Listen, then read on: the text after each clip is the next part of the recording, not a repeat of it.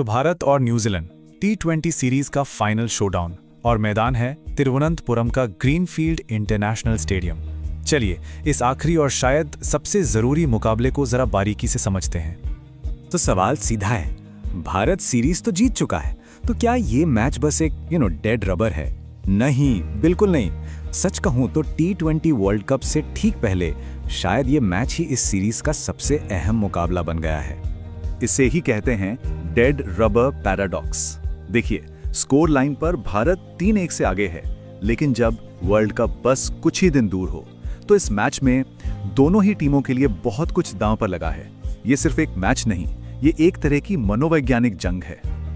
और यहीं से ना इस मैच की दो बिल्कुल अलग अलग कहानियां शुरू होती हैं।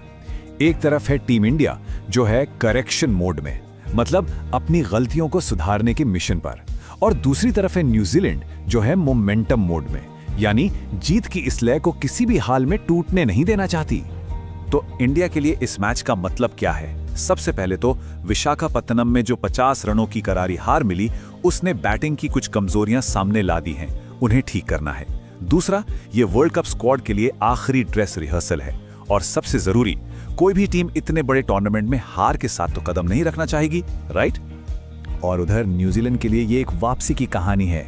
पिछली जीत ने उनका खोया हुआ कॉन्फिडेंस वापस ला दिया है। वो वर्ल्ड कप के लिए एक विनिंग मोमेंटम बनाना चाहते हैं। और तो और फिन एलन जैसे जबरदस्त खिलाड़ी की वापसी ने उनकी टीम को और मजबूत कर दिया है। वो ये साबित करना चाहते हैं कि उनका गेम प्लान इंडिया में इंडिया के खिलाफ भी काम करता है। अच्छा, अब आते हैं उस एक फैक्टर पर जो इस मैच पर सबसे ज्यादा असर डाल सकता है, और वो है तिरुवनंतपुरम का मैदान और वहां का मौसम। और यकीन मानिए, यह सिर्फ पिच की कहानी नहीं है। स्क्रीन पर ये जो नंबर दिख रहा है 75%, ये कोई मामूली आंकड़ा नहीं है। ये वो नंबर है जो इस मैच की पूरी कहानी को पलट सकता है। ये है मैच के दौरान की अनुमानित नमी, यानी ह्यूमिडिटी। और क्रिकेट की भाषा में इसका एक ही मतलब होता है, ओस, जिसे हम कहते हैं ड्यू फैक्टर। इतनी ज्यादा ह्यूमिडिटी का मतलब साफ है, दूसरी पारी में जबरदस्त ओस गिरेगी ही गिरेगी। और ये ओस ना गेंदबाजी, बल्लेबाजी, फील्डिंग, खेल के हर पहलू को पूरी तरह से बदल कर रख देगी। और मैदान के आंकड़े भी कुछ यही कहानी कहते हैं। देखिए, पेसर्स ने यहाँ 68% विकेट लिए हैं, जबकि स्पिनर्स को सिर्फ 31%। इससे लगता है कि तेज गेंदबाजों का दबदबा रहेगा। लेकिन इसमें ओस वाला एंगल जोड़ दीजिए। दूसरी पारी में जब ओस होगी तो स्पिनर्स के लिए गेंद को पकड़ना और भी मुश्किल हो जाएगा, चाहे पिच कितनी भी मददगार क्यों ना हो। तो चलिए अब जरा दोनों टीमों के हालिया परफॉर्मेंस का एक कह सकते हैं फोरेंसिक ऑडिट करते हैं। खास तौर पर चौथे T20I पर नजर डालते हैं, क्योंकि वो मैच हमें बहुत कुछ बताता है। भारत की हार की जो सबसे बड़ी वजह थी वो थी पावर प्ले हैमरेज, मतलब भारतीय गेंदबाजों ने पहले 6 ओवरों में ही 71 रन लुटा दिए। बस इसी एक बड़ी गलती ने न्यूजीलैंड को मैच में वो शुरुआती पकड़ दे दी, जिससे भारत उभर ही नहीं पाया। दूसरी तरफ न्यूजीलैंड एक परफेक्ट बैटिंग ब्लूप्रिंट दिखाया।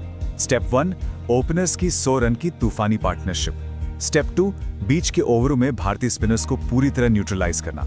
और स्टेप 3, डैरिल मिचेल की 18 गेंदों पर 39 रन की धमाकेदार फिनिशिंग। वो यकीनन इसी फॉर्मूले को फिर से दोहराना चाहेंगे। अब बात करते हैं उन खास मुकाबलों की, उन मिनी बैटल्स की, जो असल में तय करेंगी कि मैच का नतीजा क्या होगा। मैच इन्हीं छोटी छोटी जीतों और हार से बनता है। सबसे पहली और सबसे विस्फोटक जंग होगी पावर प्ले में।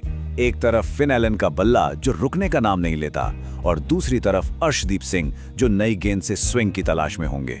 अगर गेंद जरा भी हिली तो एलन के लिए मुश्किल होगी, और अगर नहीं तो एलन कुछ ही ओवरों में मैच को भारत की पहुंच से दूर ले जा सकते हैं।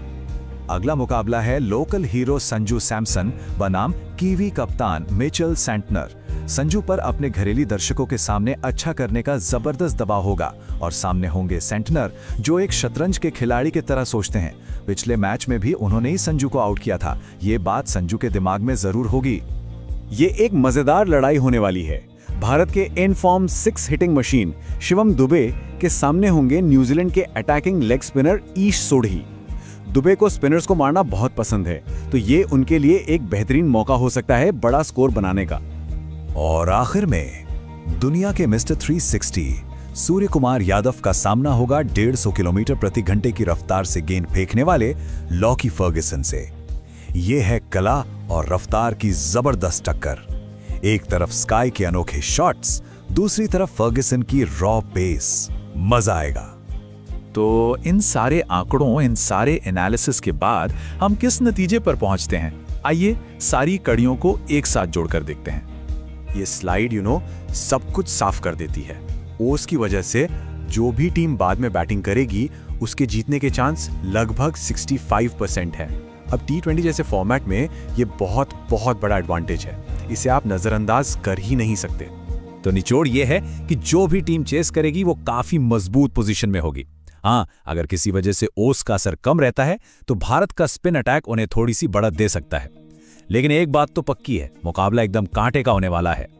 तो आखिरी सवाल बस यही है, जब मैच का नतीजा इतना ज्यादा एक सिक्के की उछाल पर टिका हो तो क्या भारत अपनी गलतियों को सुधारकर जीत का परचम लहराएगा, या फिर न्यूजीलैंड अपने विनिंग मोमेंटम को बरकरार रखते हुए आखिरी बाजी अपने नाम करेगा? जवाब हमें जल्द ही मिलने वाला है।